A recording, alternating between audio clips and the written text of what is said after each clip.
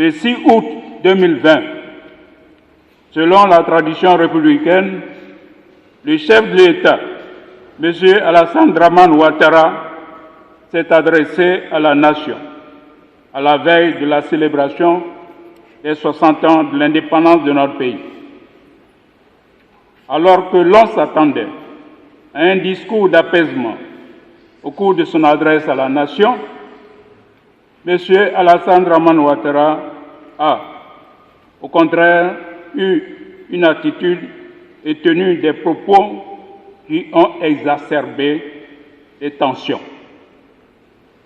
La déclaration de sa candidature pour un troisième mandat illégal au regard de notre Constitution irrite les populations qui manifestent depuis quelques jours dans les rues d'Abidjan et de certaines villes de l'intérieur du pays.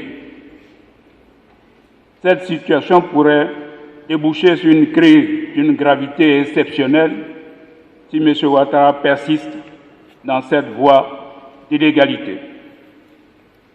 En effet, de l'avis même des experts du RHDP, dont M. Cissé Bakongo, conseiller spécial en charge des affaires juridiques et institutionnelles du chef de l'État et l'un des rédacteurs de la Constitution de 2016, n'a eu de cesse de soutenir, notamment le 25 novembre 2016, sur les antennes de la télévision Africa 24, que M. Ouattara ne peut briguer un troisième mandat au regard des dispositions de l'article 183 de la dite Constitution.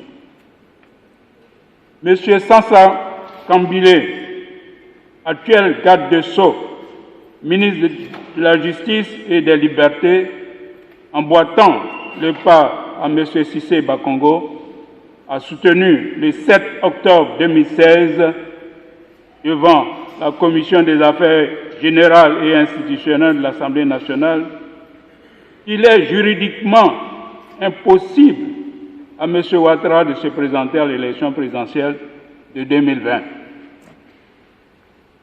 Le 5 mars 2020, prenant le peuple à témoin, M. Alassane Dramane Ouattara a pris solennellement l'engagement devant la représentation nationale réunie en congrès à Yamoussoukro de ne pas se présenter à l'élection présidentielle de 2020. Cette déclaration lui a valu, en son temps, des félicitations des dirigeants du monde, particulièrement celle du président Emmanuel Macron de la France. En annonçant contre toute attente sa candidature pour un troisième mandat à l'élection présidentielle de la République du 31 octobre 2020, M. Alassane Dramane Ouattara donne des arguments au peuple de Côte d'Ivoire par la mer constat qu'il viole de façon flagrante la Constitution dont il est censé être le garant. Il manque ainsi à son serment de protéger la Constitution, la loi fondamentale. Il n'est plus digne de confiance dès lors qu'il renonce à la parole donnée. Il manque de considération pour le peuple de Côte d'Ivoire à qui il a servi un mépris souverain le 6 août 2020 lors de son adresse à la nation. Les partis et groupements politiques de l'opposition, tirant les conséquences de ces dénis de droit, apportent leur soutien au peuple frustré en lutte pour se dresser contre cette forfaiture de M. Ouattara. Relativement au processus électoral en cours, les partis et groupements politiques de l'opposition, après analyse minutieuse de la liste électorale provisoire remise par la CEI, notent que un nombre impressionnant de ressortissants de pays de la sous-région ont été inscrits sur les listes, confirmant ainsi la déclaration de M. Kobena Kwasi Adjoumani, porte-parole principal du RHDP unifié, parti au pouvoir, qui a dit au cours d'une conférence de presse que le RHDP n'a pas peur d'inscrire les étrangers pour en faire son bétail électoral. Certaines personnes figurant sur cette liste sont des mineurs, nés en août, septembre, octobre, novembre, décembre 2002, février 2003, mars 2008, un nourrisson, né en mai 2019 de Quibli, présenté comme une ménagère, a même été inscrit sur la liste électorale. D'autres, nés en 1800, avec une longévité exceptionnelle, sont prises en compte sur la liste électorale de 2020. C'est le cas de ce couturier d'Abobo, qui est né le 1er septembre 1850. Les noms du président Laurent Gbagbo et du président de l'Assemblée nationale, Guillaume Soro, et du ministre Charles Blé Goudé sont au contraire retirés de la liste électorale sans raison valable. Vodou Communication détient une version du fichier électoral pouvant être manipulée.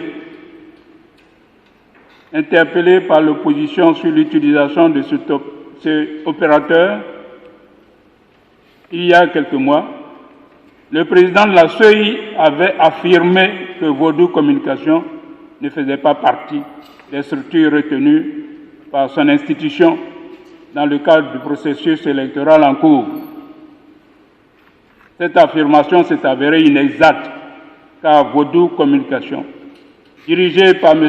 Fabrice Savignon, le candidat du RHDP aux élections municipales du Plateau en 2018 et communicateur du président Alassane Dramane Ouattara, continue de manipuler les listes et à sa guise. Regarde ce qui précède. Les partis et groupements politiques de l'opposition, conscients de leurs responsabilités historiques et hautement soucieux de préserver la Côte d'Ivoire d'une autre crise liée aux élections, exigent 1. La démission sans délai du président de la Commission électorale indépendante, CEI, en raison de son échec patent lors de l'opération de révision de la liste électorale 2020, comportant de nombreux cas de fraude, démontrant ainsi son incapacité à produire une liste électorale fiable, de nature à permettre des élections justes, transparentes et crédibles. Il s'est aussi rendu coupable d'un délit d'initié par son choix délibéré d'utiliser un opérateur technique, militant avéré du RHDP unifié, dans le cadre du processus électoral, entachant ainsi son impartialité et sa crédibilité.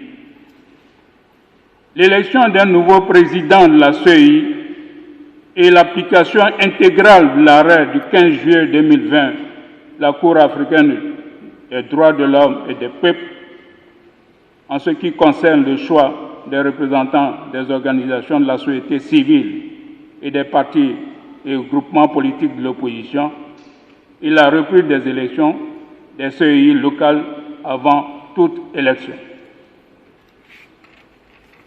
L'audit international de la liste électorale issue de l'enrôlement de juin-juillet 2020.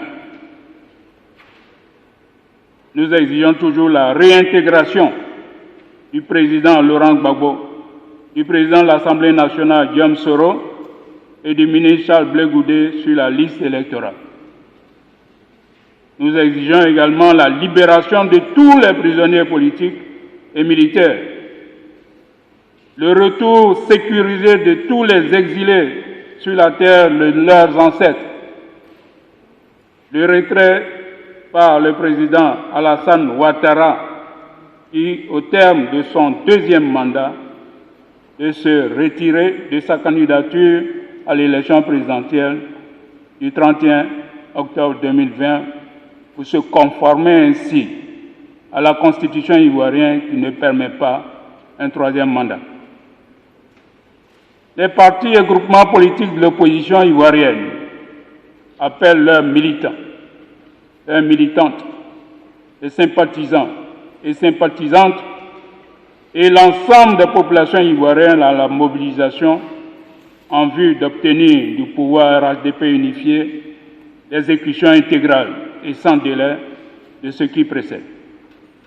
Fait à Abidjan, le 12 août 2020, ont signé la CDRP, EDS, URD, IDER et GPS.